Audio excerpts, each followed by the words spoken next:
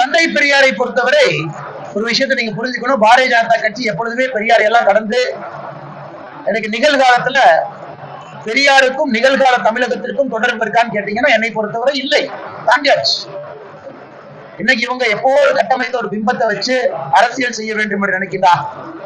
ஒரு பலூனை எவ்வளவு ஊதினாரோ ஒரு காலத்துல அது உடையத்தான் போகுது. என் கையில முரசொலி 1962 பொங்கல் மலர்ல முரசொலி பெரியாரை பத்தி பப்ளிஷ் பண்ண கார்ட்டூன் இருக்கு, பெரியாரை கேளுங்க.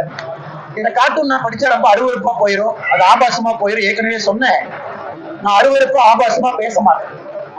இதுல பெரியார் அவர்கள் சொன்னதை முரசொலி 1968 பொங்கல் மலர்ல போட்டிருக்கிறாங்க. சில ஜாதிகளை பத்தி எப்படி பேசி இருக்கிறாங்கன்னு பாருங்க, சில மக்களை பத்தி எப்படி பேசி இருக்கிறாங்க பாருங்க. இதெல்லாம் தாண்டியாச்சு.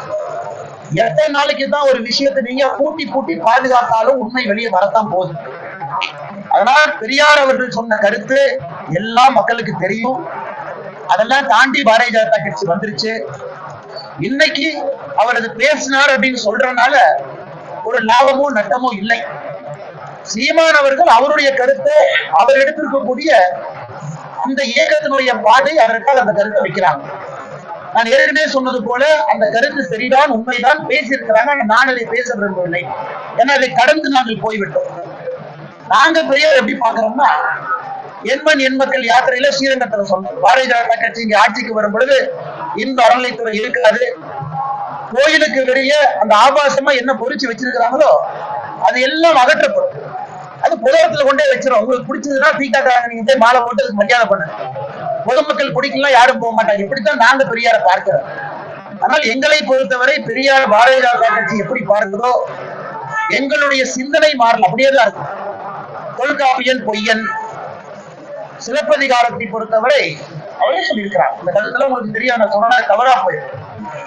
விபச்சாரத்தில் ஆரம்பித்து பத்தினியால் வளர்க்கப்பட்டு மூட நம்பிக்கையால் முடிந்திருக்கிறார். திருவள்ளுவர் எப்படி சொல்லியிருக்காங்கன்னா, ஒரு ஆரிய கைகூலி, அதாவது ஒரு ஆரிய கைகூலியாக பகுத்தறிவை விட்டுவிட்டு தமிழுக்கு பெரிய துரோகம் செஞ்சிருக்காங்க. அந்த மாதிரி பேச ஆரம்பிச்சா ஒரு நாள் பேசலாங்க. ஆனால் அதற்குள்ள நான் போக விரும்பல, அது தேவையும் இல்லை என்று நினைக்கின்றேன். அதை தாண்டி இன்னைக்கு தமிழகத்திற்கு எத்தனையோ நல்ல விஷயம் வேணும், அதை பற்றி ஆரோக்கியமான விவாதத்தை தமிழ் சமுதாயம் செய்ய வேண்டும் என்பது என்னுடைய கருத்து. நான் என் பிறப்புல ஒரு அப்பா அம்மாவுக்கு தான் பிறந்தேன். நான் பெரியாரை பத்தி பேசுறேன். எங்க ஒரே அப்பா அம்மா தான் பிறந்தேன்.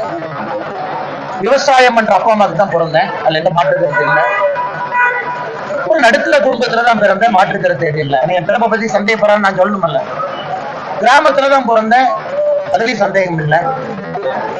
இதுவரை ஊழல் எங்கேயும் பண்ணதில்லை, அதுலயும் சந்தேகம் இல்லை.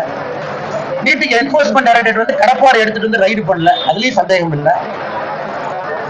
நீங்க ரைடு அடிக்கும் போது பையன் போய் துபாயில் உட்கார்ந்து இருக்கிற அளவுக்கு ஒரு பையனை நான் பெற்றல, அதுலயும் எனக்கு சந்தேகம் இல்லை.